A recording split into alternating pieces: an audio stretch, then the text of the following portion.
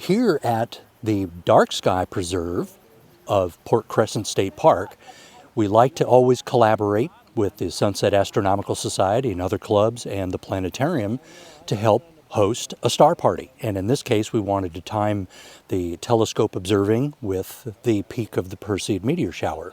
And we can't do that every year because the moon phase may not always agree, but this year it's almost perfect. So there are 6 dark sky preserves that are designated by the state of Michigan at various state parks around the state. And a lot of it is to help preserve dark skies for great observing, but they're also there for the environment because dark skies help to preserve things like, migration patterns of wildlife. And it's also just a part of that connection to nature and to be able to take in everything that a dark sky preserves. When you come to observe at a dark sky site, you want to make sure that you preserve your night vision as well so that you'll be able to see more. And that also helps other observers who are wanting to look at the night sky. If you need to be able to see well in the dark, whether it's to read maps or to look around, you can put red filters over your flashlight because it won't interfere with your night vision. The beauty of coming to a dark sky preserve is that you get a chance to take some time and really look for the other objects that are visible in the sky. And it doesn't matter whether you have a telescope or binoculars or just your naked eye.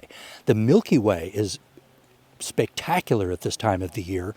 And in late summer, it stretches almost right overhead. It's a dark night close to new moon, and so we'll hopefully have a chance to see a lot of distant galaxies, faint nebulas, dark clusters, and some planets. In order to see galaxies that are millions and tens of millions of light years away, they don't send a lot of light towards us, and it's hard for them to compete with the bright city lights. Cities are getting bigger, lights are getting brighter, and so it's really important to have a few places where you can still enjoy a dark sky. A lot of people have actually never seen the Milky Way, and that's certainly something we can look at tonight. We also got telescopes here. So here is one that is for visual observing. So this is of a type called a Dobsonian. It's got a big mirror down here.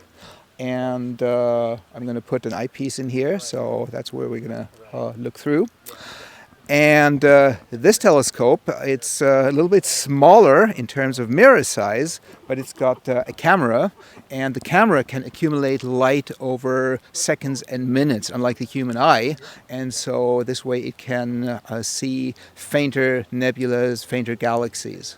So at Delta College in Bay City, one of its remote campuses is where we are, the Delta College Planetarium. And we have a digital theater, 50-foot diameter dome, and we do programs of all types. Of course, a lot of astronomy programs. We bring in feature shows, but that is where we will also collaborate with many parks to do outreach and observing. More information on our website is www.delta.edu/planetarium.